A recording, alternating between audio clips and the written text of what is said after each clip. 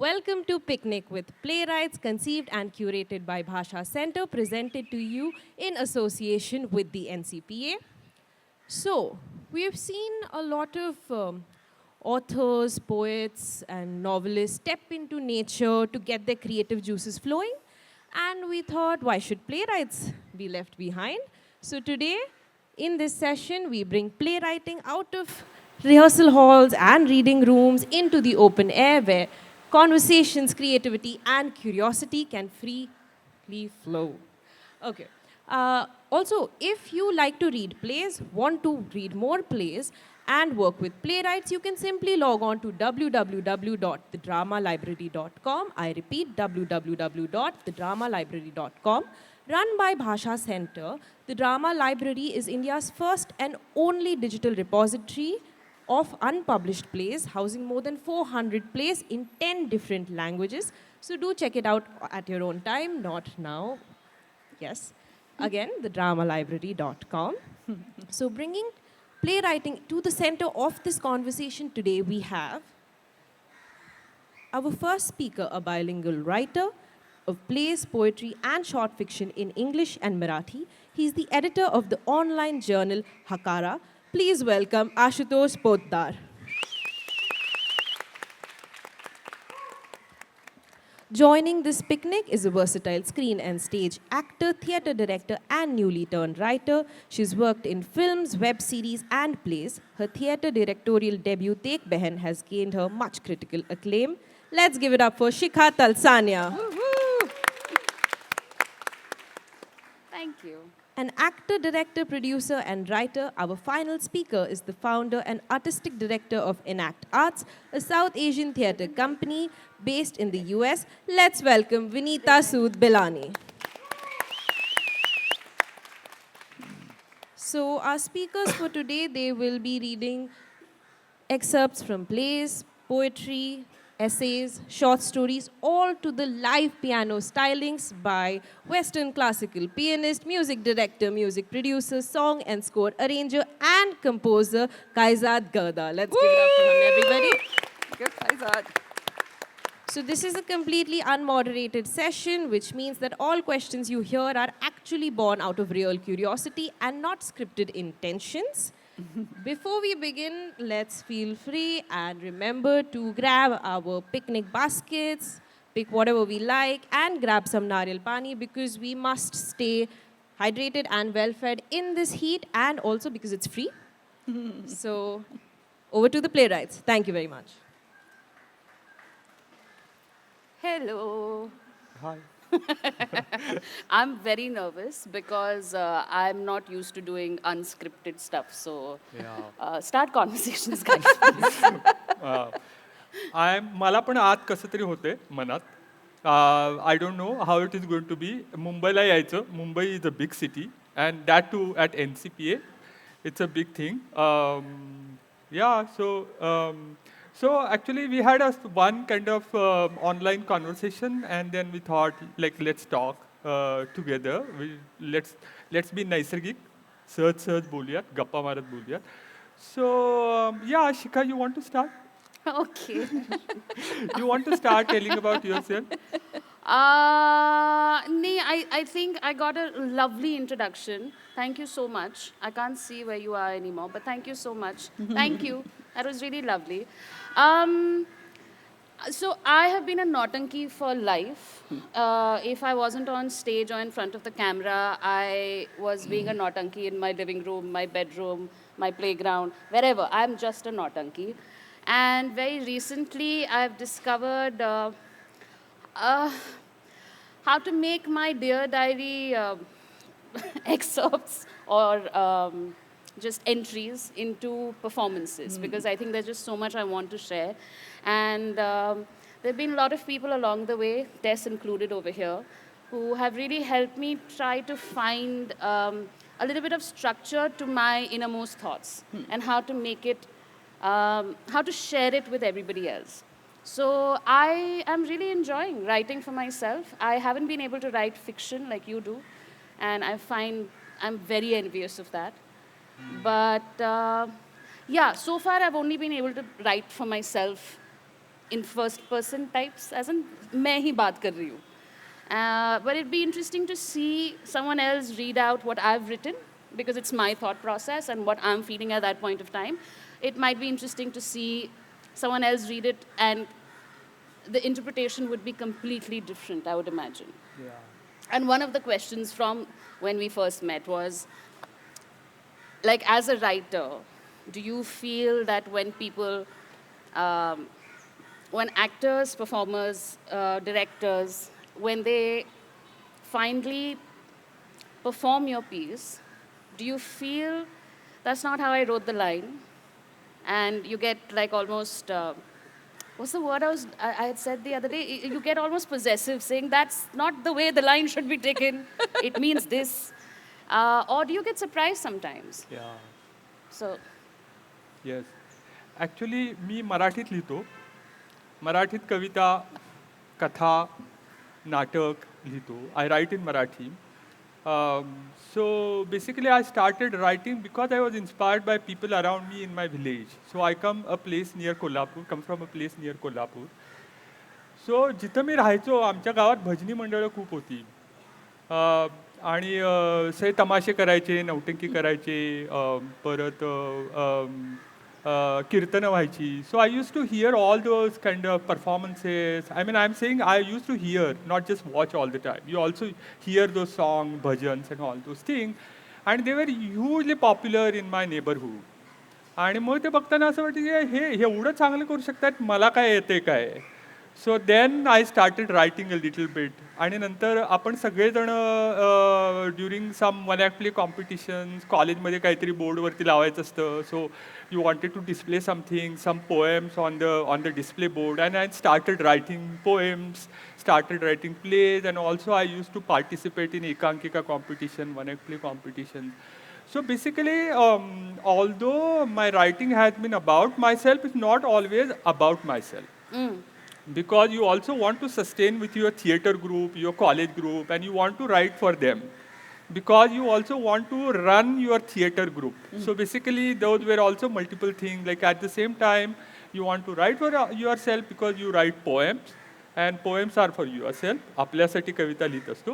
पण त्याच वेळेला आपल्याला ग्रुप पण रन करायचा असतो, ग्रुप पण चालवायचा असतो. आणि ते करता करता आपल्याला एखादी एकांकिका, अरे लिहून दाखवू की आशुतोष, आता ही स्पर्धा यायची आहे, and there is a competition, and you have to do all those kind of multiple things while doing. And at the same time so it's a kind of jugaad. म्हणजे writing is not always like inspiration. बऱ्याच वेळेला inspiration असतं, पण बऱ्याच वेळेला असेलच असं काही नाही. So you also want to be like, good. You want to also establish yourself as a kind of profile of a writer, and then you want to try out different things, multiple things. So that's how I actually started writing plays, fiction, and poetry. And also sometimes I also like to take risks. So आपल्याला येत नाही ना, आपल्याला एखादी कथा लिहायला येत नाही, आपल्याला एखादी कविता लिहायला येत नाही, तर you try it out. You just do kind of exercises after exercises. And and while writing plays, it's a big thing, another thing all the time, because you're also working with your director, you're also working with your artists, actors. आणि मग हे वाक्य कळलं नाही आशुतोष, तुमची inspiration वगैरे काही चालत नाही तिथं. Yeah like nothing works like that. So just tell me what do you mean by this sentence, what do you mean by this dialogue. मला सांग पहिल्यांदा, तुझ्या जवळ बसतो, सांग पहिल्यांदा, सांग काय आहे ते. आणि मग नंतर ते विचारायल्यानंतर मला वाटतं की आपल्याला कधीतरी काहीतरी सुचलेलं असतं, but at the same time you want to communicate with the larger public, your audience, your readers, your performers, your director, and your लाईटवाला, युअर म्युझिकवाला, because they also need to understand what I have written. So that's how it is. I just want to add कि आपने कहा कि you also write so that आपका theatre group चले. और हम यहाँ एक्टर्स हैं जो लिख रहे हैं, तो कि हमें कोई काम ना दे हम कर लेते हैं. Absolutely. So ये नहीं है कि I can't be possessive all the time. While I write a play, I can't be possessive about my plays, my words all the time. That doesn't mean that I'm negotiating with my art. Try and understand this is a collaboration. So basically, playwriting is also a collaboration. It's not like writing a poem, writing a fiction. It's also, when you write a play, you're also imagining the audience, you are imagining the space. And I grew up in that time. I started doing theater at the time when the need of smaller spaces have emerged in Maharashtra. So if you are aware of Pune पुण्यामध्ये सुदर्शन रंगमंच आहे, पुण्यामध्ये box आहे, इथं सुद्धा NCPA experimental theatre आहे. So you are not performing at Tata theatre, it's a huge theatre. You are not performing there, you are performing within a smaller spaces. And so when you perform within a smaller spaces तुम्हाला एक दोन पात्रांच्या बरोबर काम करायचं असतं, एक दोन व्यक्तिरेखांच्या बरोबर. आणि दुसरं, in my writing when I was growing in Kolhapur and around Kolhapur, I realise की आमच्या नाटक मंडळीमध्ये नाटकात काम करायला मुलींना सोडायचे नाहीत 6-7 नंतर घरातनं बाहेर. त्यांना ते आईवडील म्हणायचे की no you can't go for rehearsal. रात्री 7 नंतर नाही, ते 7च्या आत घरात वगैरे असायचं. आणि मग नेहमी रायटर म्हणून माझ्यावरती एक दबाव असायचाच की तुला लिहायचं असेल तर मुलींची पात्र जरा कमी ठेवावा. अयो रिअली? या actually.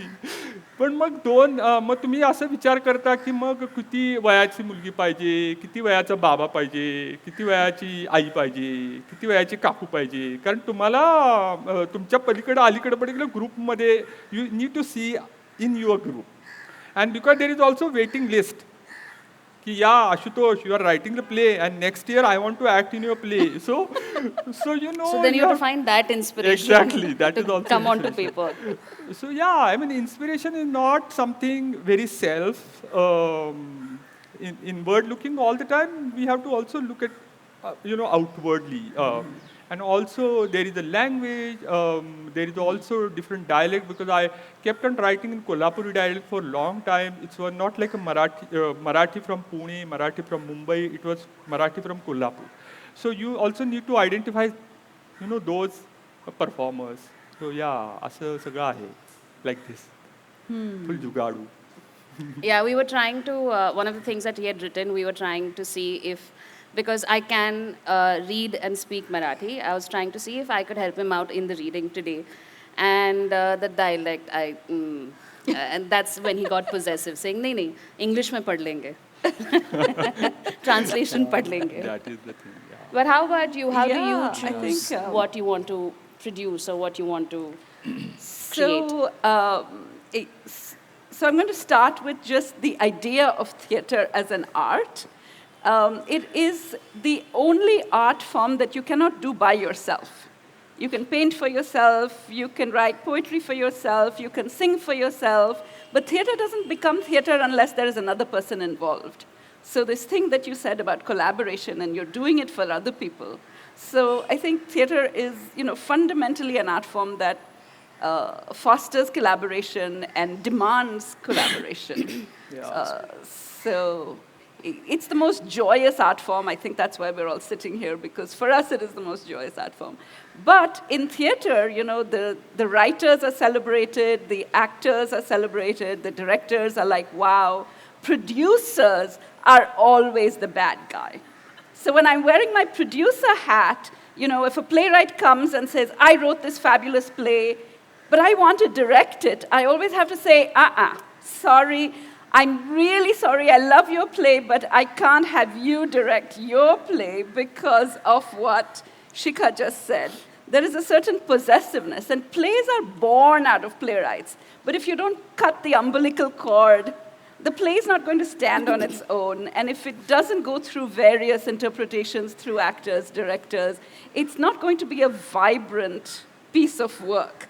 So I think every playwright, and as a playwright myself, my focus is always, how many people are going to interpret this in how many different ways? And for me, the joy is, so I do a lot of collaborative writing. I will put a lot of people together in a writer's room, just like script writing for film and things, and we write plays together, which is insanely hard, but it is one of the most joyous activities that you can do as a playwright, because you're in the room with writers who are actors, and we're constructing stories together. So one example is we rewrote the Jungle Book because we took back the narrative from the Western gaze and we made it completely Indian, as it should have been in the first place. So at some point we'll read an extract from that, but I think the art of writing means you have to just let the words go to somebody else. I think. No. No? No, I completely agree. But Yeah, I was actually, very late at night when you sent the little piece that you wrote, Shikha. I was reading out aloud, and I was thinking, wow, it means something so different from me at the age I am now to what the words mean to you at the age you are. And that's the beauty of the writing, is that the meaning changes, but in the most beautiful ways. It grows, it lives, yeah. So are you I going to agree. read something now for us? Yes. Okay. It's called Quiet Superpowers. I wrote this for a project for Commune, actually. And it didn't get released, but we didn't eventually perform it. However, it was born out of a conversation about it was a project about women. Women being women, women being water wow women. And this was born out of there. So I'm going to now read Quiet Superpowers. No, after. Right. How did that song go? I'm a bitch, I'm a lover, I'm a child, I'm a mother, I'm a sinner, I'm a saint. I do not feel ashamed. Yeah? Smash the patriarchy, third wave feminism, or is it fourth wave now? I'm strong, independent, a boss babe, slay queen. I can buy myself flowers. My body, my choice. Tum Lakshmi bhi or tum Kali bhi. In this world that we live in, you can't just be woman. You have to be a superwoman. So tell us, what superpowers do you possess, ma'am? क्या? आपके पास सिर्फ 3 superpowers हैं? नहीं, sorry, madam, you must possess at least 5, minimum. Meaning you must have a good job, that is your passion, and that you must excel at it, and you must run a household at the same time, and it's not just a house, it's a home, thanks to you. And then you must carve out time for therapy and self-care, and also be the life of the party, and be a good friend, lover, sister, daughter, boss, mother, partner, and break stereotypes and hold space for other women. You must navigate through this unjust, imbalanced, besharam, behaya world and rise from the ashes like the sexy, confident, powerful, empowered phoenix that you are. Oh my God. The world expects me to hustle and sparkle and be relevant and somehow still stay wrinkle-free. What are my superpowers? Can it just be me existing? Just being me? More often than not, I find my superpowers in the quiet corners of me. I realized this when I was watching the plant that moved into my apartment a decade ago. It's not only alive, it's blooming. I've watered and cared for this plant every day for the last 10 years. That's a superpower. Oh, my bestie braving rush hour traffic to watch a 10-minute performance of mine for the second time, only to support me and cheer me on. That is a superpower. Ma listening to dad tell his bike story for the millionth time with an encouraging smile and even prompting him with details that he forgets. That is a superpower. Finally speaking your truth and drawing a boundary with that judgmental relative, and that too politely, that is a superpower. When you step back and encourage your junior to take the lead on that new work project, superpower. A bonus superpower when you allow them to make the mistakes and teach them how to rise from those mistakes with gentleness and grace, superpower. Showing yourself the same grace and allowing yourself to truly embrace all the good as well as the iffy parts of you, that is a superpower. We have so many superpowers within all of us. We just need to be still for a minute to recognize them.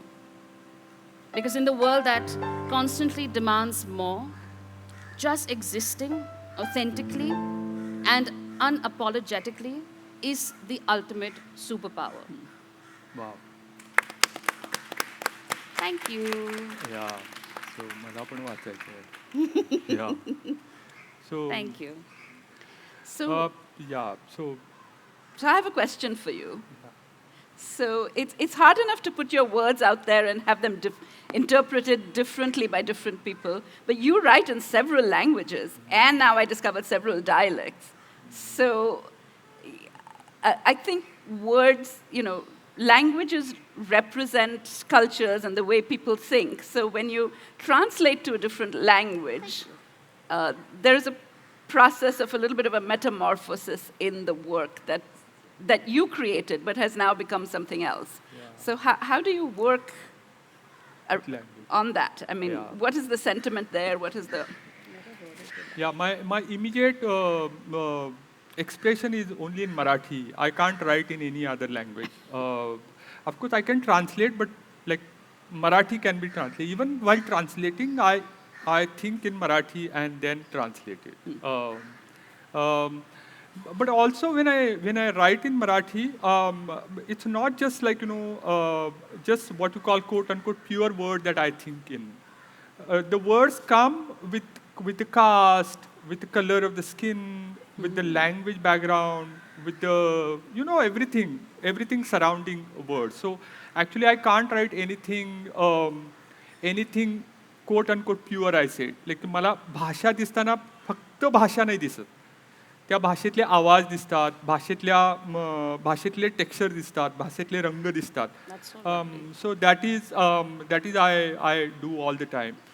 So translating it is a big challenge. And Marathi, I mean, I'm just like a chota hai, त्यातले एक बिंदू आहे. So today I'm talking and we are celebrating, as you might know, we are celebrating birth centenary of Narayan Surve, who was a great poet from Marathi. He was born in Mumbai, he was there in Mumbai, he wrote in Mumbai, and he has written amazing poems about Mumbai, Lal Bagh and all. And if we get chance, we are going to read one of his poems also along with you. So there is a rich tradition of poets in Marathi. And they write in multiple languages. They write in multiple dialects. I am so just छोटा एक काय त्या एका अख्ख्या समुद्रामध्ये एक एवढंच आहे. So yeah, translating is a big thing. You are not just translating a language, a word, a sentence, but you are translating entire culture and civilization that has a history of color, history of texture, history of gender, history of caste, class, and whatever. So what I'll do, I'll read a short poem that I wrote few years back.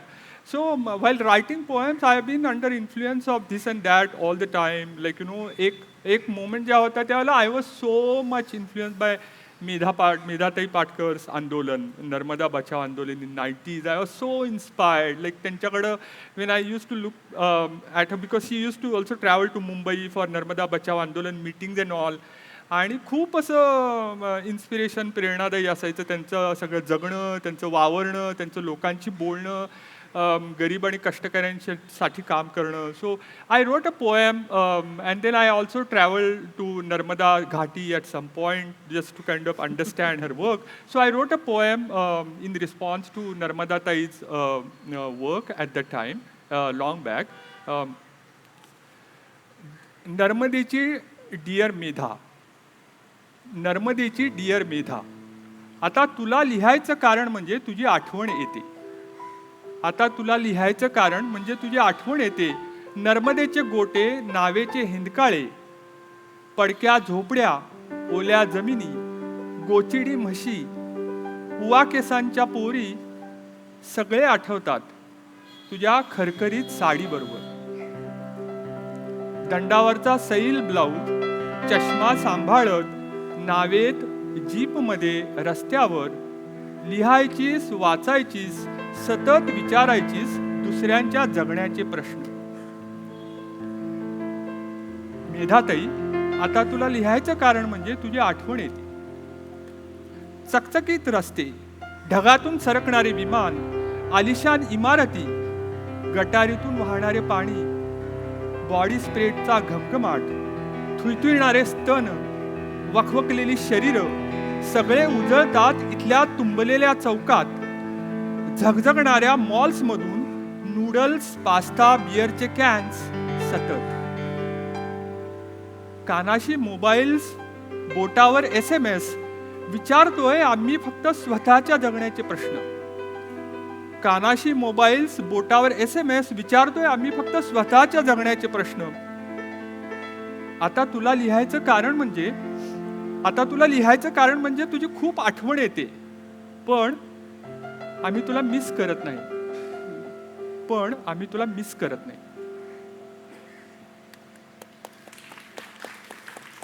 Would you like to read translation? Huh? Translation? Would you like to read? I've not done my homework. Oh, you have done? Shall I read? Sure. I can, but I think you should read it. Yeah, okay. Yeah, for sure. Because translation. Yeah. Narmada ki dear Medha, I am writing to you because I am thinking of you. Pebbles in the Narmada river, the undulating ferry, broken huts, humid land, tick-ridden buffaloes, lice-haired girls.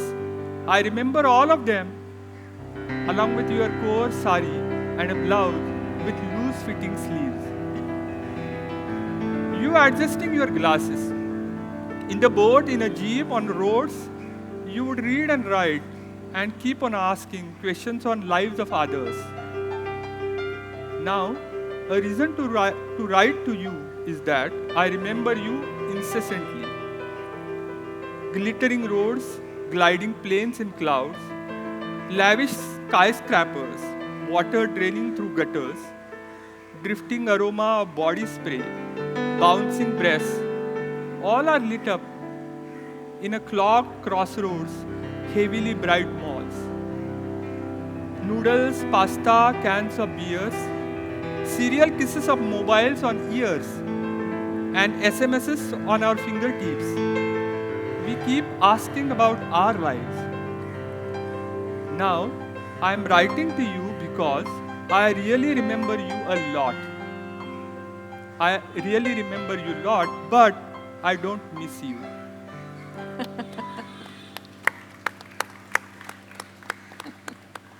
That was beautiful. Yes. Yeah, in both languages, though I understood only one.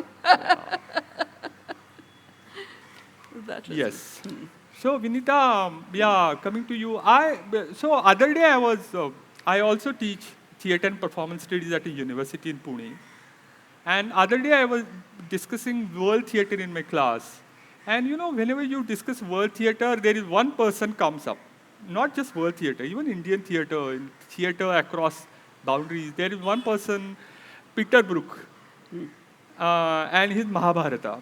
And I know if you know the history of this space, here was Mahabharata that was performed in 90s. And even Peter Brook Saab did a workshop at NCPA.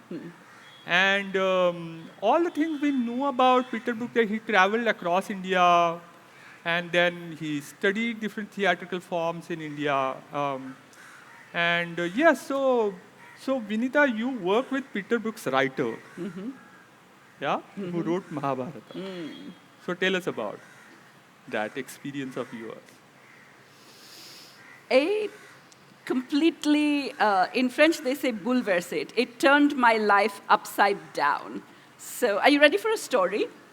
I'll tell you a story about how lives can change on a dime, okay? So I was living in Paris. I was a very nerdy engineer working at a technology company, as most of us do. And we got invited to somebody's house for dinner, a French couple. And they said, oh, I'm inviting another friend of mine, and he's a real Indophile, loves India. And I'm like, okay, I'll have something to talk about at the dinner. So we end up at the dinner, and it's just 5 of us, the couple, my husband and I, and this very charming gentleman who goes by the name of Jean-Claude Carrière. And within about 3 minutes of meeting him, I'm like, oh my God. He's the playwright with 7 Oscars and 11 Palme d'Ors who started the Cannes Film Festival, who just happened to have written the Mahabharata that Peter Brook directed. So inside, my jaw was like this. And outside, I was like, how lovely to meet you, etc., etc. So we had that dinner. It was wonderful. And then I couldn't sleep that night because we'd had this conversation where I said, it's been 20 years since you did the Mahabharata. You need to start doing it again because there's this whole generation of young people that need to see the Mahabharata all across the world. And he looked at me, very charming man. Did I say that? He was very charming. He looks at me with a twinkle in his eye and he says, do you run a theater company? If you do, I will do the Mahabharata with you. And I, equally stupid and brash as I have always been in my life, said, no, but if you decide to do it with me, I will start a theater company. So I called up my friend the next day, got Jean-Claude Carrier's phone number from her, invited him to lunch. He came. I don't know why he came to have lunch with a nerdy engineer, but he came, and I quit my job and I started a theater company. And I have now been running the theater company for 13 years. Wow. But for the first 2 years, all my theater company did was Jean-Claude Carrier. By this time I was living in America. Jean-Claude Carrier would get on a plane and he would come, and he had a 90-minute script of the Mahabharata, and he would perform it, and we would perform it together in museums, schools, universities, with arts organizations, in theaters. And the first time he came, it was a small museum in Houston called the Menil Collection, which is a French museum, which we opened at, and the program director said, Vinita, I will put this show up in the foyer. We can put up to 100 seats. And we don't charge for tickets, so anybody can come. They open the tickets, 10 minutes, 100 seats, gone. He calls me in a panic, and he says, I don't think 100 seats are going to be enough. Can we put 200? And I said, sure. Another 15 minutes, 200 seats gone. So we opened to 357 people just like you, sitting around here, listening to the story of the Mahabharata from the great Jean-Claude Carrier. Peter Brook was too old to travel by then. Oh, yeah? Oh. And then after that, Jean-Claude says, I have 2 questions for you. Can you take me to eat dosa? Because it is my most favorite food in the world.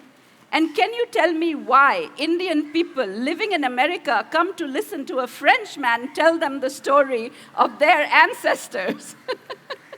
And I said, well, the first question I can answer, it's a very simple yes. The second question, I think you already know the answer yourself.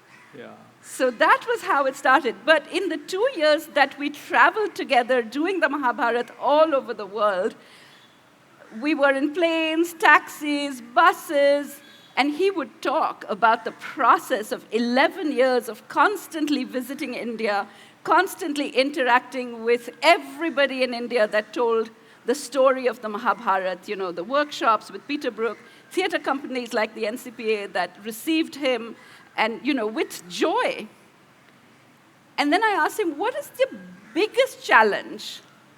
Because we all know that the Mahabharata is the longest poem ever written. Do you know how long? It is 100,000 stanzas long. It is 10 times as long as the Iliad and the Odyssey put together. That's a little long. So to conscript that into 9.5 hours was a work which was an absolute miracle without losing the essence.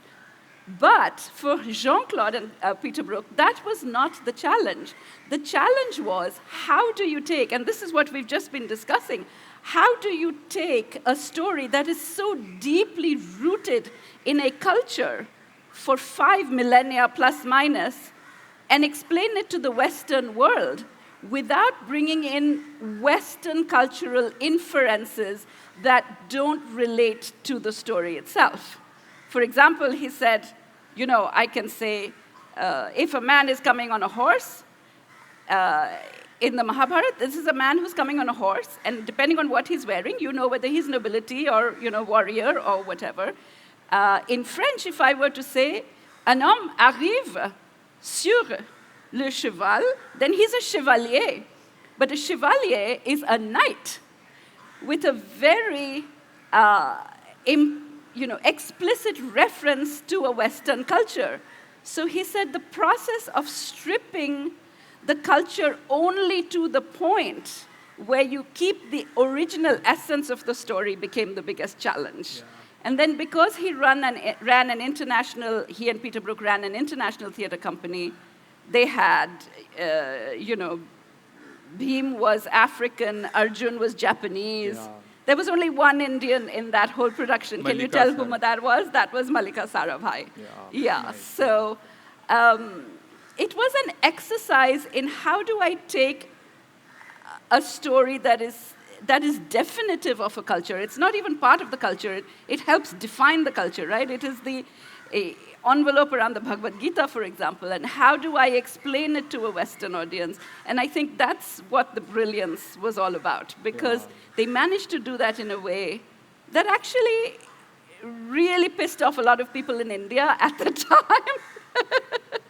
Especially the professors who said, oh, you can't, whatever. We won't go there. Right. But that's how stories get told beyond borders.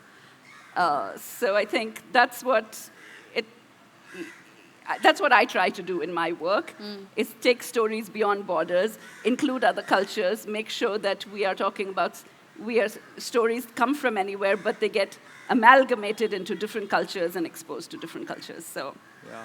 I'm not a nerdy engineer anymore. I have trouble adding 20 plus 23. I have to use a calculator. But I like my life better now. Thank you. Shikha, actually, I forgot to ask you. Oh, shit. Okay. I forgot to ask you. Actually, so like this, what is your process of writing? Because, before I knew you that you are going to kind of be part of this session. So I Googled you. And then many things are. I don't have that much money. But then one most important thing that's very close to my heart is that I grew up watching your father's work, like, Ye Jo Hai Zindagi and Tikuji. So that like my entire childhood and, so पूरा एक छाया हुआ था उस series से. So then when you were writing, you started writing. So was there your father in the process? Like what was the process like? You learned from him? Both my parents are actors. So it's Nautanki plus Nautanki gave birth to Maha Nautanki. They're both, I really, like when I talk about them, how they influence my writing, I think it's just the environment I grew up in. I've been backstage so much, it just feels like home. But now discovering the world as an actor and as a director, or even being part of production, and sometimes being hair didi also, whatever, it's just, it's a different experience, which is all mine. So I think that the environment kind of influences my writing. And my writing, honestly, usually comes from being frustrated with the world. Of just like, why is this like this? But yeah, I think the best way to describe it is both my parents, because they're performers as well, I think really encouraged that confidence that you need to be a Nautanki. Like, to be okay in the silences and enjoy the silences as well as the shor sharaba and the fun and mauj and masti of it all. And so, yeah, I think that's how I would imagine. It's a great segue. I can read my next thing about it. Yeah, please. But I think we should read Jungle Book first. Oh, why don't you read it and then I'll talk about Jungle Book later. Go for it. Okay. All right. So this I wrote during COVID. My God, Tess. My friend Tess is over here, and she has encouraged lots of these writings that I've done on this. So I'm going to read about, what do I like more, the green room or the vanity room? And first I have to find it. Oh, should I find it for you? Where is it? Growing up in the green room. Which is Evolution for Jungle. just before Dog Mom. Okay, it's really, I'm going to read a bit of it. I'm not going to read the entire thing. Hanji. I'm going to read it from here. All right. Give me an introduction, Kaizad. I don't know. Let's just try something.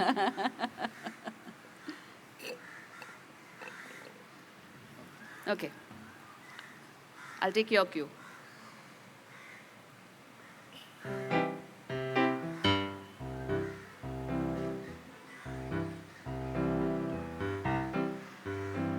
So, my parents did a lot of theatre back in the day. One still does.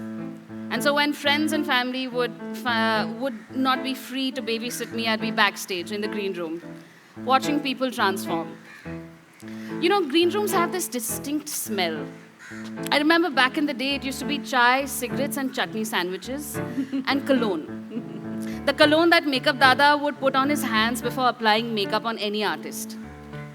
And this rehearsed, unrehearsed, synchronized prep that would go on in the green room before the natak was about to begin was my favorite thing to watch. And the choreography was the same every time. First, Dada would take the cologne, a few drops of it on his palm, rigorously rub it between his hands, and he was ready.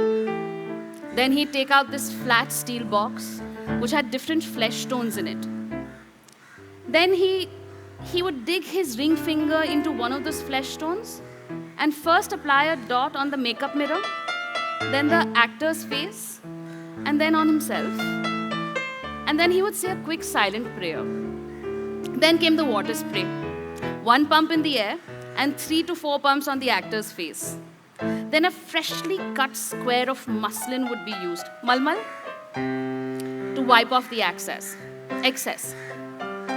Then the sponge. He would douse the sponge with water, take the sponge, dig it into the flesh tones, swish it all about, and then with deft strokes apply makeup on the actor's face. And this ritual, this would continue for one actor after the other till those flesh-colored dots on the mirror would become a triangle. And as fascinating it was to watch this triangle, the most fascinating part was watching Mom get ready for work. Because that was the only time I could see what was inside her grey VIP makeup box. Now see, back at home I wasn't allowed to touch it. Forget looking at it. But in the green room, that is where I could see it and I could ogle at this box and what was inside. It was full of pots and potions and paints and colors and oof, fascinating. Now Ma did her makeup a little differently than Makeup Dada did. She would start with rose water, not just water, please. It would be sprayed all over her face. And then again, a freshly cut muslin square would be used to wipe off the excess. She didn't have a flat steel box, but she had these fat roll-up tubes of flesh-colored paint that, she would use her wrist to warm up, or the naked bulb by the makeup mirror. And then she'd take that flesh-colored paint, put a few dots all over her face, and more often than not, use her fingers to paint her face. And while she was doing this, she'd be rehearsing her lines sometimes, or talking to me, or asking me what I did during the day and did I finish my homework, or talking to her co-star about life. Then came the brushes. The order was same every time. Contour, blush, eyeshadow, eyeliner, eyebrow pencil, which was sharpened by a blade back in the day. Then came the lip liner, the lipstick, and then came my favorite product in the entire world, the mascara. The mascara, oh my God, guys. It wasn't a tube. It was this small pink Lakme dibbi, which must be as big as my thumb. And she would open it, and you'd see a rectangle of black paint with a tiny little toothbrush. She would put a few drops of water in this black paint, take her toothbrush, swish it all about, and then apply it on her lashes. And it was like watching a science experiment because you had to be swift, you had to be precise, and it had to be the right amount of water. And that was it. She was ready. And then on cue came the freshly ironed costumes, every fold crisp. The actors would emerge from the green rooms transformed. Then came the prayers and the huddle. Now, my father was always in charge of that. The prayers before the show. The entire cast and crew would get onto stage, onto set, while the audience murmured and laughed on the other side of the curtains, while the tickets rustled, while the ushers led people to the seats. We were on the other side of the curtain, and we were praying. The prayer would end with my dad smashing a coconut onto stage, sprinkling the coconut water on everybody else, a hug, and they were ready. They took their places in the wings with nervous excitement. The curtains came up, and the play began. Wow.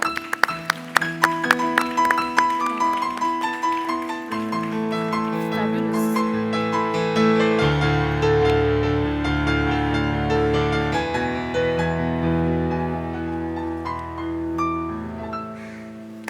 That is beautiful. That is beautiful. Bari.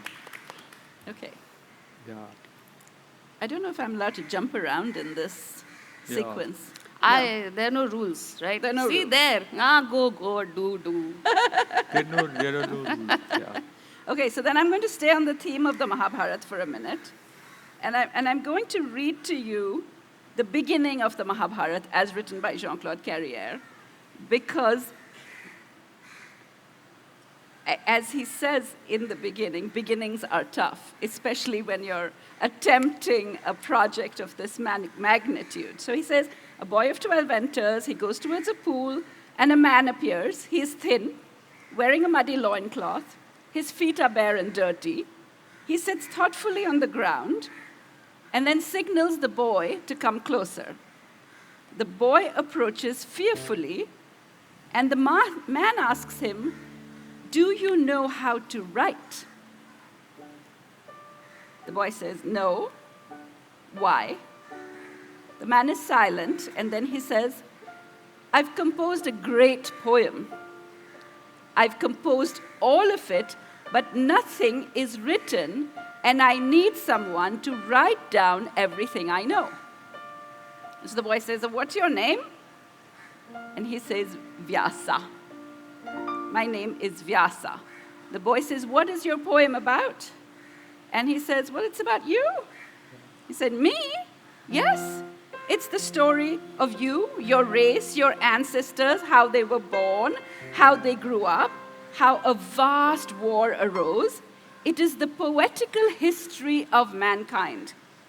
And if you listen very carefully to the whole poem, at the end you will be someone else, because the poem is as pure as glass, but nothing is omitted. It washes away our faults, it sharpens our brain, and it gives us a very long life." And the boy points suddenly and says, "Who's that?" Someone is walking in with a man's body and a elephant's head.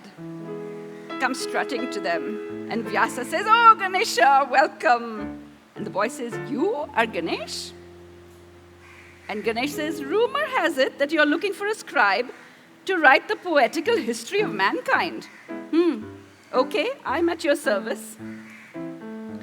And, the boy asks his story, they go on, and Ganesha says, "I am ready, you can begin, but I warn you, my hand cannot stop once I start to write.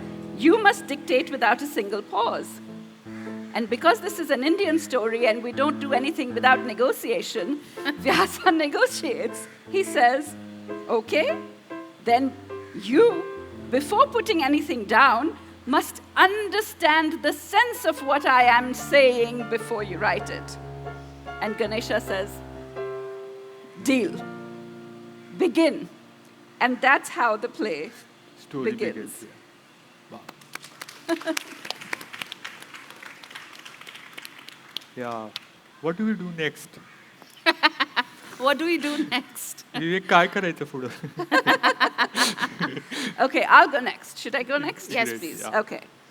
So when you have a theater company, and for 2 years you've been traveling with a man named Jean-Claude Carrière who has all these awards and everything, and you've done everything you can in the US to tell this story, or at least everything you can afford to do, you have to really think about what is my theater company going to do next, which is very complicated because when you've started at that level, then it's very hard to, But I think the thing that we took from this interaction in the theater company was we have to tell stories that represent our culture in a way that is understandable to the West. And one person who did that, he thought, really, really well, was Rudyard Kipling. Because he thought of himself as Indian. He was born here in Mumbai. His father was a professor of architecture at the J.J. School of Arts right here. And he grew up Indian, believing himself Indian, until he got sent off to Britain to become British, and then he got all confused. And then he came back to India as soon as he could, and he saw a newspaper article about this wolf kid called Sanichari, who had just been discovered living in the jungle, and that's how Jungle Book happened. But he wrote in his memoirs after that a lot of Jungle Book is stories that his ayah would tell him in the afternoon when he was sleeping. And after listening to those stories all afternoon, when he re-met his parents in the drawing room in the evening, he had to force himself to switch gears to become British again in order to be acceptable to his parents. So this is something that we don't really know about Kipling. But, Kipling was embraced by the West. He was the first Nobel laureate of Britain. Disney made Jungle Book. Does it look anything like the Indian story that Kipling was trying to tell? No. So we said, this is what we are going to attack. We are going to take back the Jungle Book. Thank you. That is a call, appreciation call from the jungle. And so we started a writer's room. The youngest writer was 7. The oldest writer was 83. There were 5 different nationalities, ethnicities represented in the room. It was a writer's room of 12 people. And for 4 months in America, while the Me Too movement was at its peak, while Black Lives Matter was, coming to the fore after all the killings, when politically power was shifting from a very Democrat scenario to violence and then Republican, it was a time in the US where there was a lot of soul searching about who Americans really are. And against the backdrop of all of that, we were rewriting the Jungle Book. So I hope one day the Jungle Book will be performed, where is Bruce? Here at NCPA, because our version, if I say so myself, is pretty darn cool. But this is how we started. So, first we corrected all the mistakes that Kipling made. Why is Sher Khan called Sher Khan? Why is he a bad guy in the first place? Why are we targeting Khans? Does Sher even mean tiger? These are all the questions that we asked in the room, right? Then Sher Khan, in our version, becomes Sher Bagh. Ran, which is the name of the kite, became Chil because actually a kite in India is called Chil, okay? So first all of those things happened. Then we introduced a really fun character. And I'm going to ask somebody to read this. Who's going to read? Are you going to read Mayur? Sure. Okay. And you can read a few pieces too. So I'll be Kipling. Okay. And this is how the play opens. So the dark stage gives way to Mayur in spotlight, lights to full as he dances across the stage. And then the lights come up on Rudy. Rudy is sitting smoking a pipe, writing in his book. And Mayur strides across the stage to Rudy. Mayur pauses suddenly, he does a double take, and he squawks.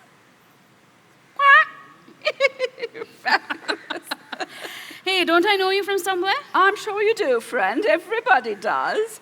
Yeah, I know you. You're that writer, Mr. Kindling. Please, just call me Rudy. Didn't you write that book about the boy in the jungle? Ah, yes, that one. Not my proudest achievement. Really? Why not? Well, you know, looking back, it's not exactly what I would write if I were to write it now. If I had known then some of the things that we know now, like a little bit nuance in the subject of where a person truly belongs, and decolonization, and I made a tiger the embodiment of evil. Did you know that tigers are being hunted to extinction? Oh, it definitely needs changes. Other things too. Like maybe there should have been more peacocks in the story? Hello, I'm the national bird of India. You didn't put any of us in the story about an Indian jungle. I bet that caused a lot of controversy, huh? A lot of angry people, protests, book burnings, death threats. Over the peacock issue. Of course. But it's not too late to save your reputation. You can rewrite the story and put peacocks all over it. Make some of those belonging changes you want to. Yes? Who's telling the story here, you or me? So far, you're not telling a story at all. At least not the real one, according to you. So, how does my story really go? So that's the prologue, and then we go into Picture the Jungle. Lots of music. Trees and plants stretch to the sky. The howls of animals and the buzzing of insects fill the air. It's a wild world, but it's ruled by law. Its own law. A law that is broken at your peril. And the Bandarlog swing through the trees with their night song. And then we go into a conical, which I won't do now. But it felt good to take our story back.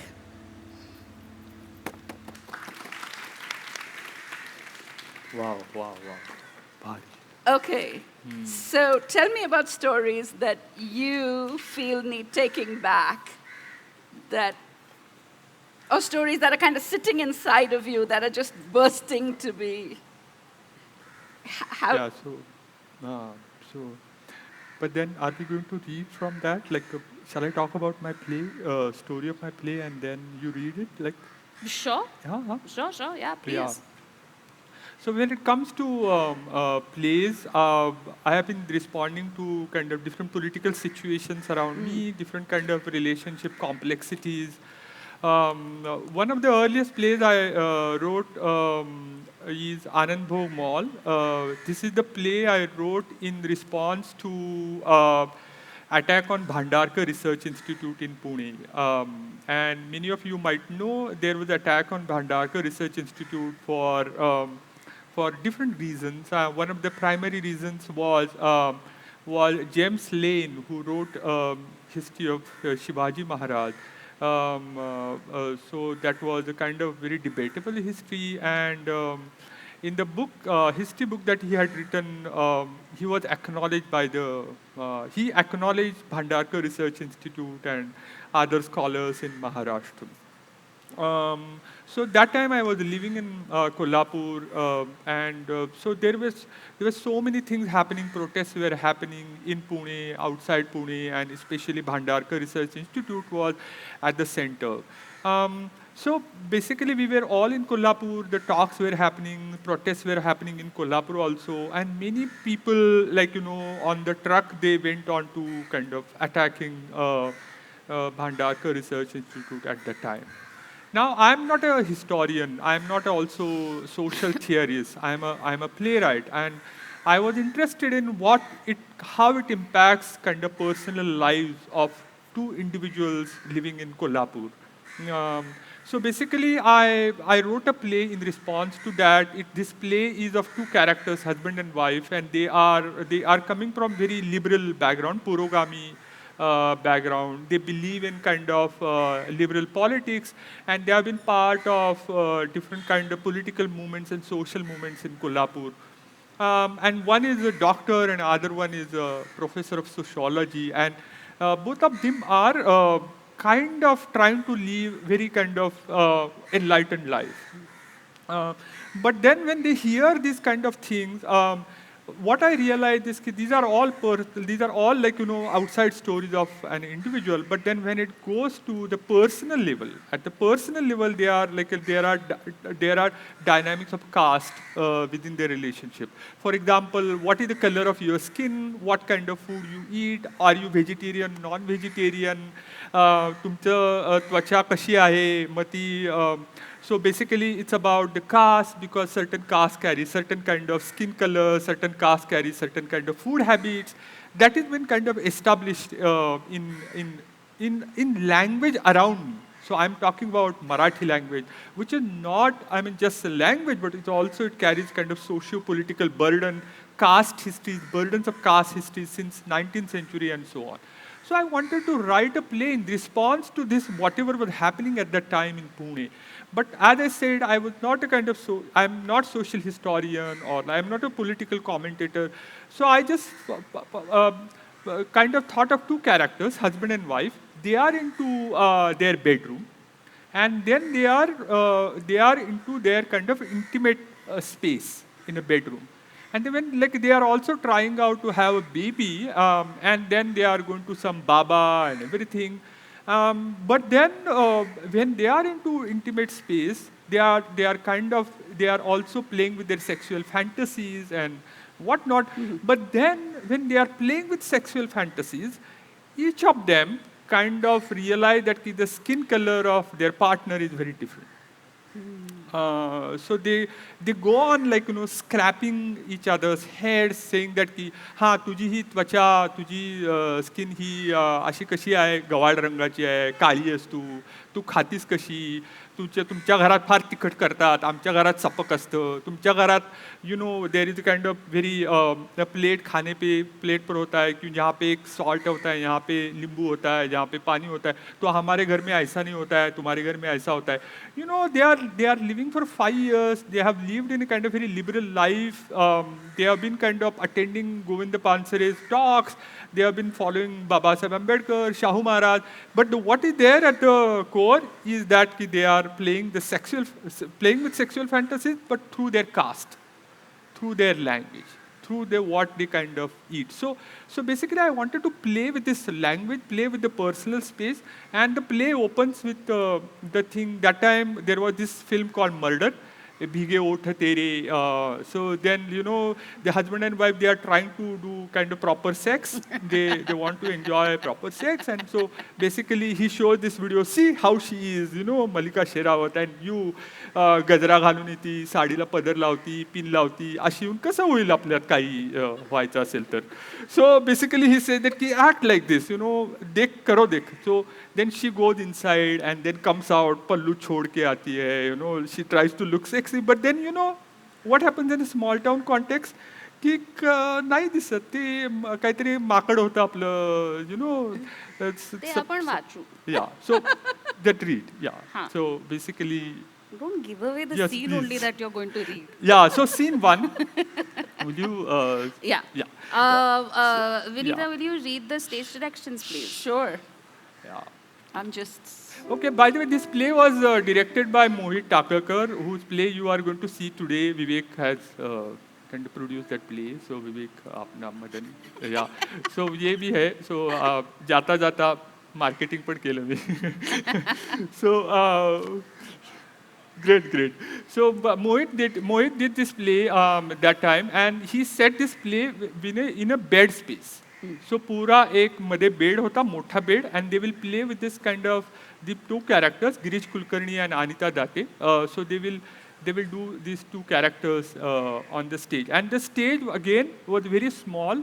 Again, I was telling in the beginning that I am part of that generation of playwrights and theatre makers who are doing plays in a smaller spaces.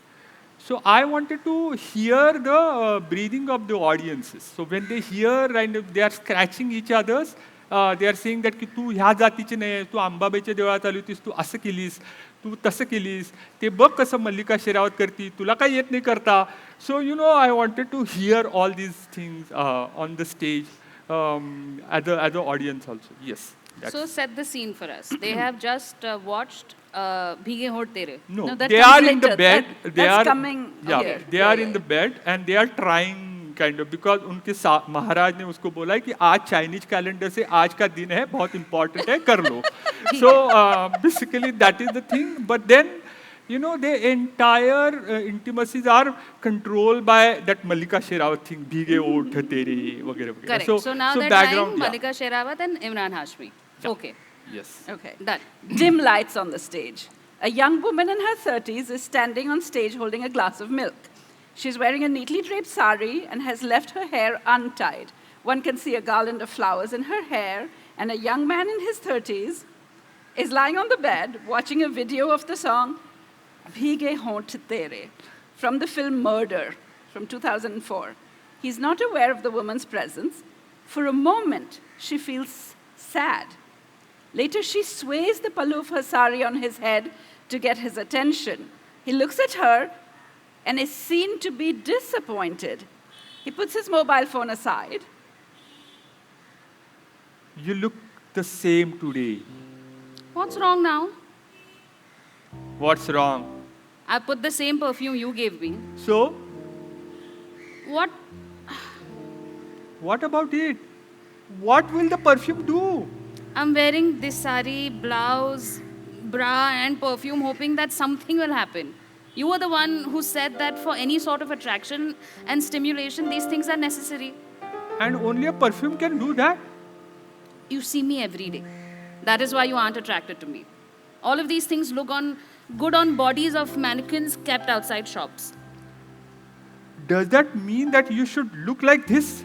He jumps and goes towards his mobile phone, plays the song Bhige Oth That's my Tere. line. Oh, Yeah. He jumps and goes towards his mobile phone. He plays the song Bhige Hont Tere from the film Murder, shows Mallika Sherawat, the actress, playing the song sequence.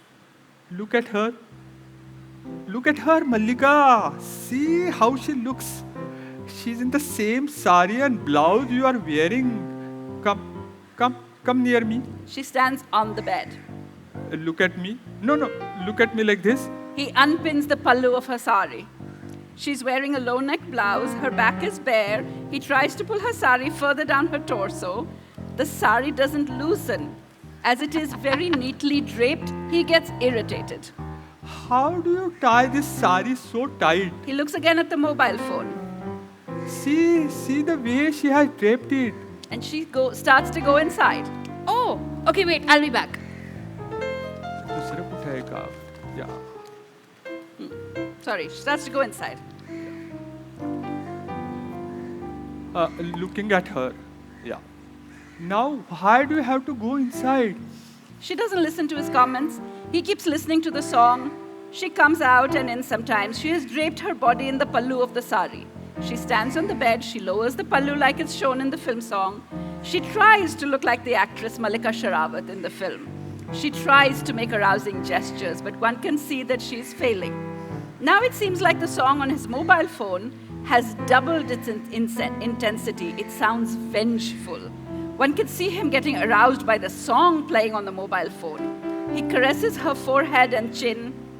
Mallika. Just the way you want? Like a scene from Murder, he caresses her body with his hand. He's wearing a tracksuit. Both of them imitating the characters in Murder look stupid. It has been 5 years since our marriage. You still look the same, new. Really? Isn't it getting too hot? There's no electricity. Load shedding. Yesterday was the same. Shit.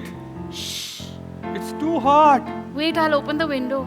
She covers herself with the pallu, opens the window, lights a candle, and puts it beside the bed. Both their faces are lit from the candlelight. He keeps looking at her and he's overwhelmed. You look so beautiful. Really? Yeah.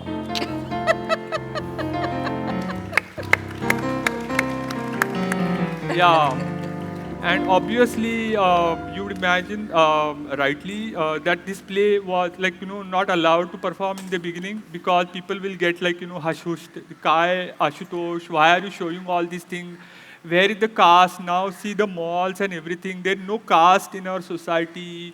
कितने हम सारे प्रगत हो रहे, so why do you want to talk about the caste thing and let it be there in the politics? why do you want to talk about it? But then, toward the end, this was also the time when we were going through these kind of things. We are actually kind of stuck. On one hand, we want to be decast, but at the same time, we are not at all decast. We are still getting into that kind of trap of caste and decast, and we always keep on believing ourselves that कि हाँ ये इतनी सारी प्रगति हो रही है, सारे पे है, इतना सारा मॉल आ रहा है, मर्डर आ रहा है, मल्लिका शेरावत आ रही है, सारे होते कहाँ पे उनकी ये है. So I also wanted to work with a form of fantasy and dream sequences.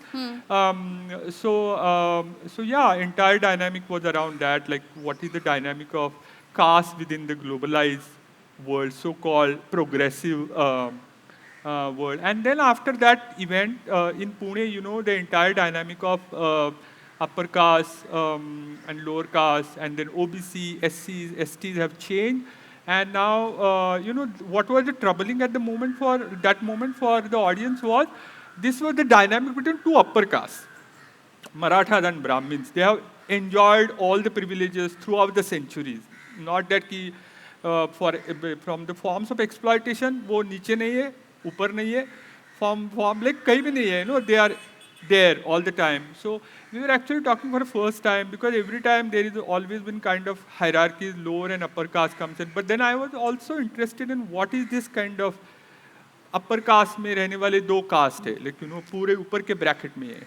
तो क्या करते हैं, उनका क्या होता है? But they are like, there is always been dynamic, and I have been exploring this kind of dynamic through my later plays also, because in India we can't get rid of these things.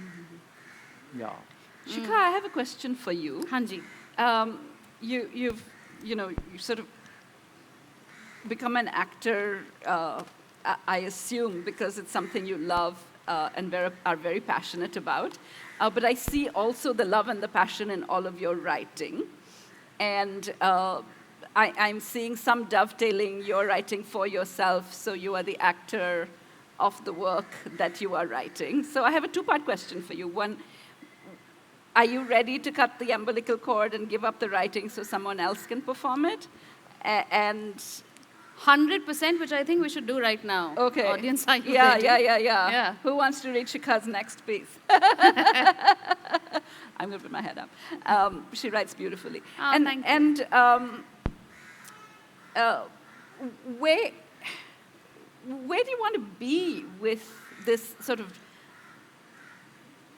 duality of the storytelling? Do you want to be constantly using your words and being the actor? Do you want other people to use your words and you're going to be an actor with other people's words, and sometimes it will all come together? So what are the bigger aspirations? You're, sort of on the brink of something very exciting and... just to make money.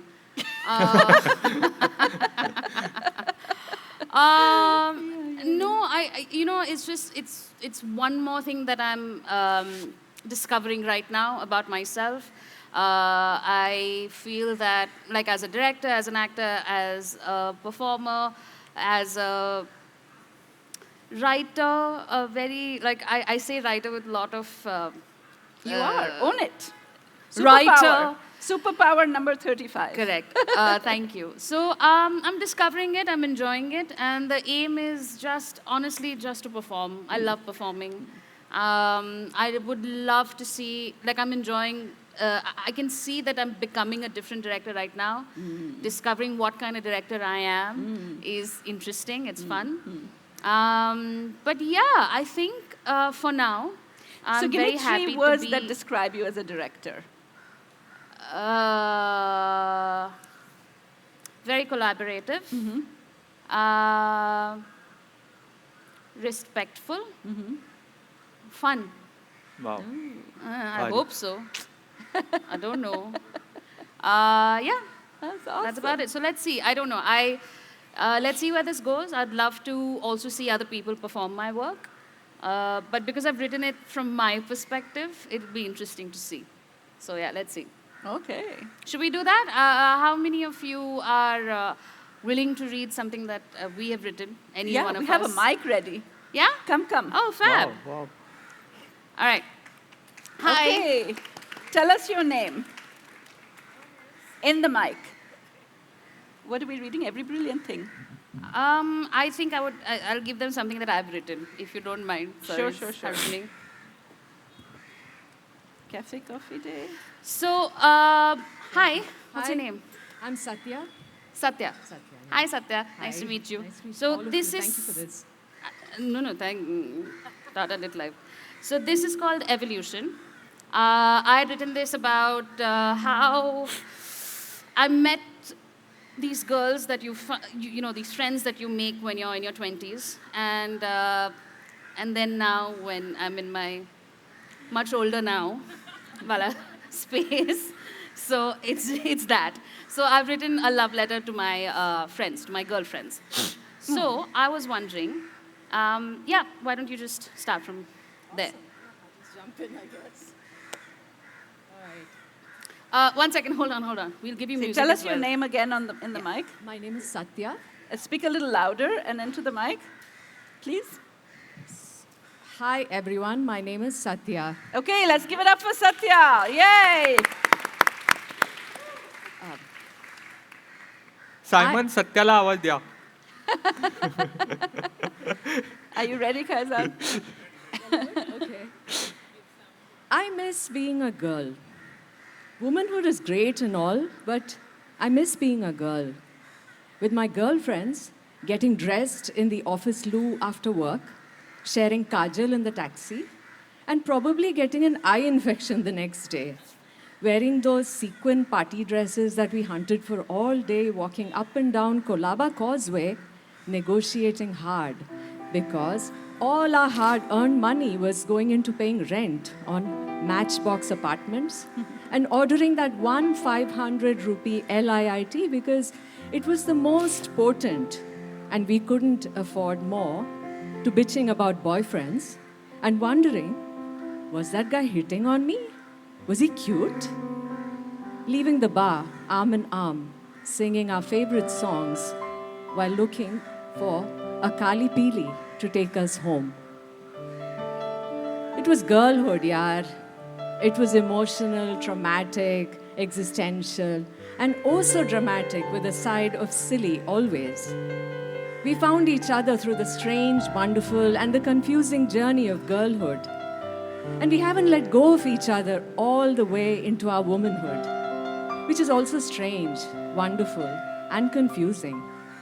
Through all the life we did together, we held each other. I hold them close to me now too. At my brother's wedding, front and center, part of my family, they hold me. One of them flew in from another city. The other, who lives on the other side of the city, shifted to my neighborhood for the week. They came and they held me while life was so still happening to them.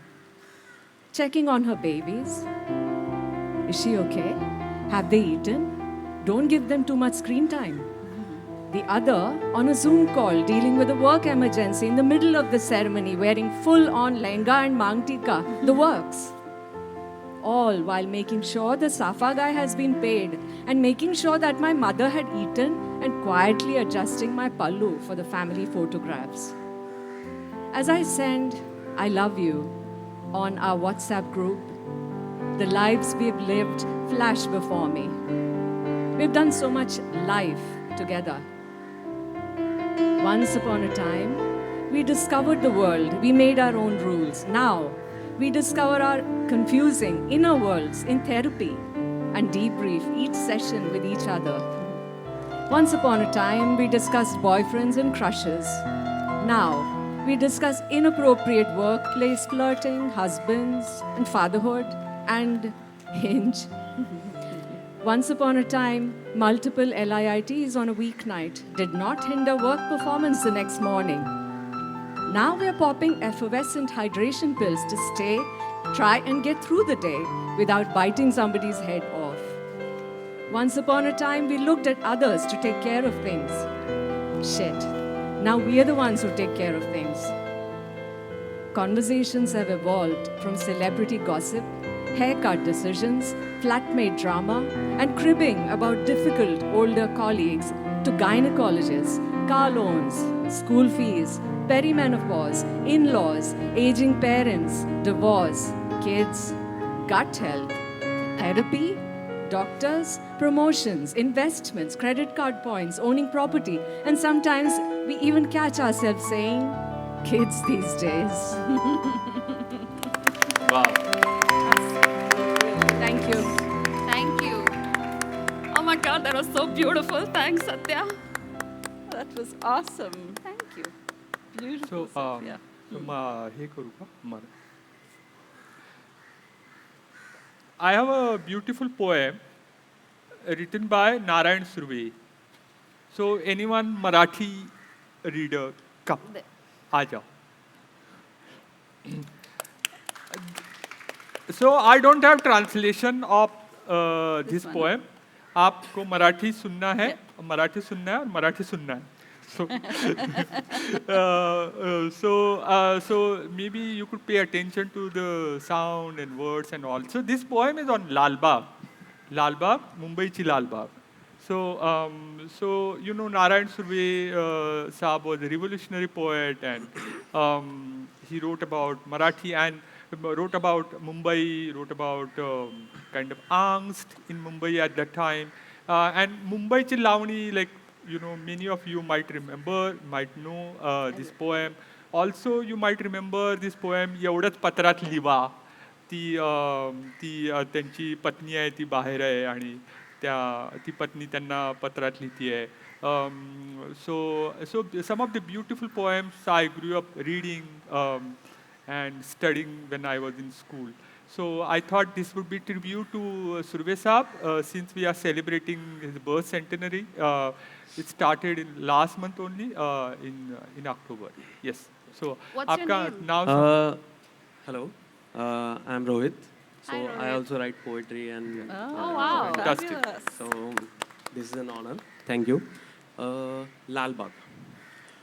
तुझ्याच कुशीचा आधार घेत घेत कौलारी छपरांचा आडोसा घेत ग्रंथ लेनिनचा पठन केला आम्ही बंध तोडणारा हातोडा घेत घेत मुंबईच्या धमन्या मुठीत घेऊन वेशीवर येती रणगाडे घेऊन पर्वतासम खडा ठाकतोस घेऊन विजेची पोलादी समशेर घेऊन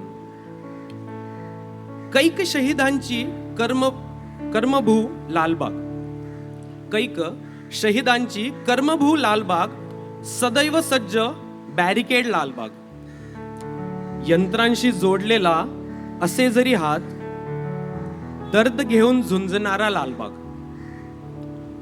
उद्याच्या नभाचा ताराच Lalbagh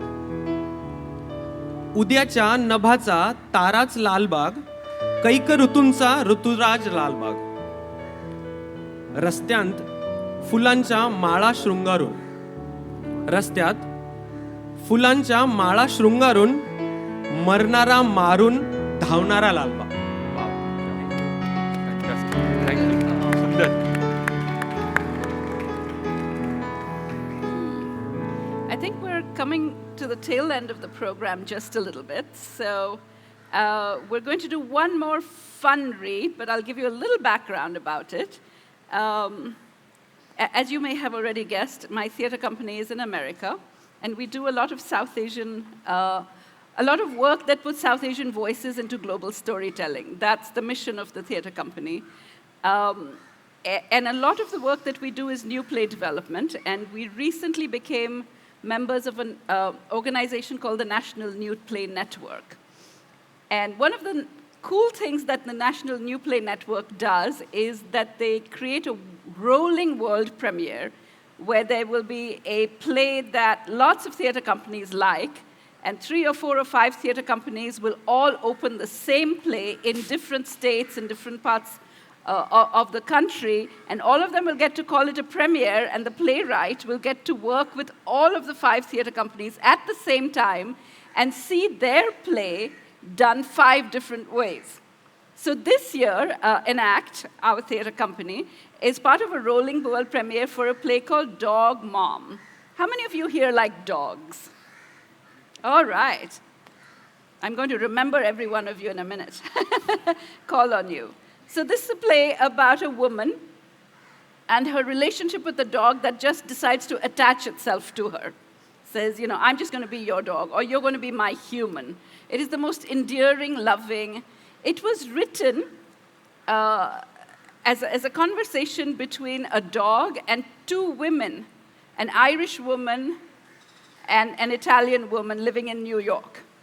But when I read the play, it could have been any woman. Especially, it could have been a woman that looks like me, is Desi, living in America, So I said, we'll do the Rolling World premiere, but in my story, she's going to be Indian. And the dog can be a dog, but the protagonist is going to be Indian. So I want to call on somebody. One of the fun things about this is that this new trend of putting animals on stage and anthropomorphizing them, did I say that correctly? Only to the point where you can actually appreciate them as animals. This is a thing in theater right now. So I'm going to read with you the opening of the play Dog Mom, if someone will volunteer to be the dog. He wants to Oh, wow. yay! Brave, brave, brave women. be. We Can you need give help him with the... Hi. Can you give him the Dog Mom script? What's your name? Just script. Vaibhav or Vibhav? Vibhav. Do you like to act? Do you like dogs? Okay. Do you have a strong voice? Can you yell into the mic? Yes. Oh, that's really good. Here you go. So, meet Vibhav, also known as Dog. Shikha, could you read stage directions? Sure. Thank you.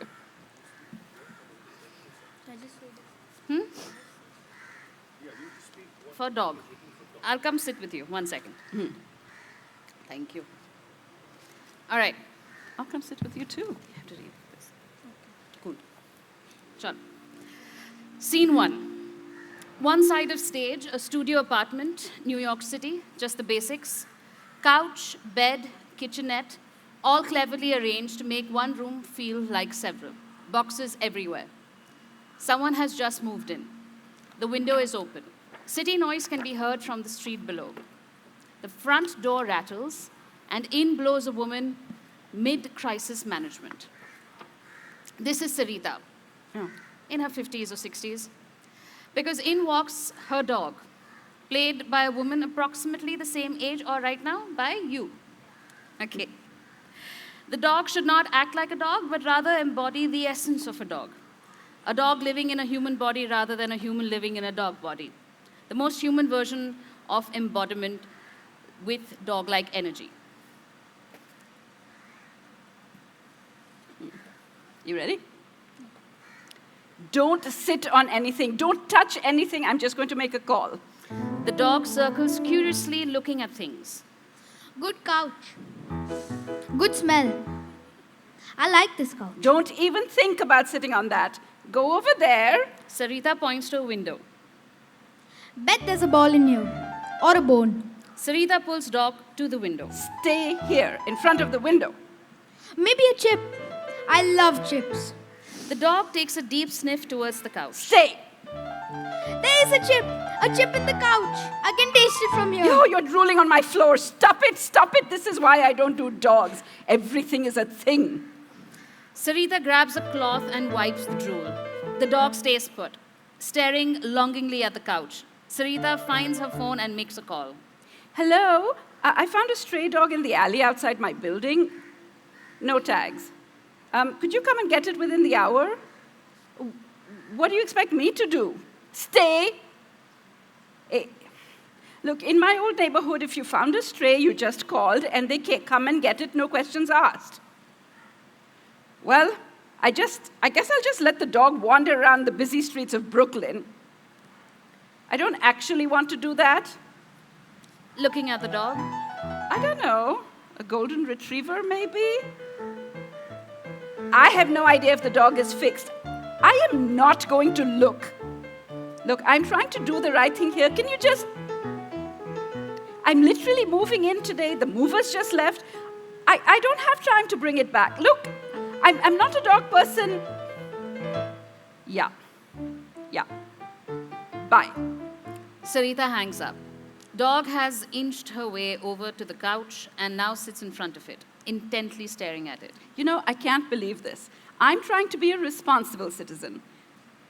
If I let you out that door, will you promise not to get hit by a car? There is a Frito. Half a whole Frito, and it's just sitting in this couch. You can't understand me. I need to unpack. I need to get my life together. I need to get off that couch.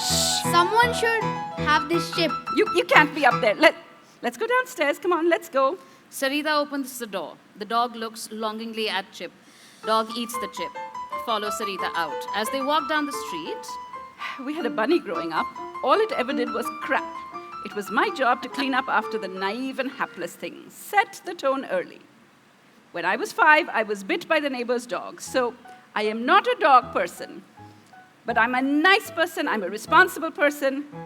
My ex wanted a dog. But he couldn't pick up after himself. So if we got one, I'd be scooping the poop right now, after washing his dishes and paying his parking tickets. Good thing we didn't have one. We split. Why am I talking to you?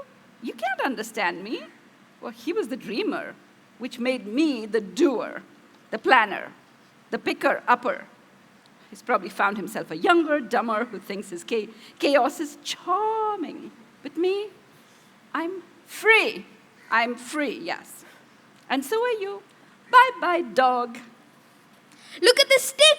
Don't get hit by a car. Don't eat trash. Don't get bit by a subway rat. This is a very good stick. Bye-bye. Have a great life. I love this stick. Oh, I feel like you're going to get hit by a taxi. Do you like my stick? Am I going to have to walk you to the shelter? I don't have time for this. Come on. Let's go. Look at my stick. Good job, Vibhav. You're an awesome dog. Thank you. Yeah. that was fab. And thank you. Thank you so, so, so very much. Yes. Thank you for, organizing this for sure. All the Nariyal Pani. Thank you for being such a wonderful audience. Yes. Thank you for reading our pieces. Thank you so much. Thank Y'all are you. fantastic. And anything else you guys want to add? Thank you. Thank you. Thank you. Thank you to Vivek also.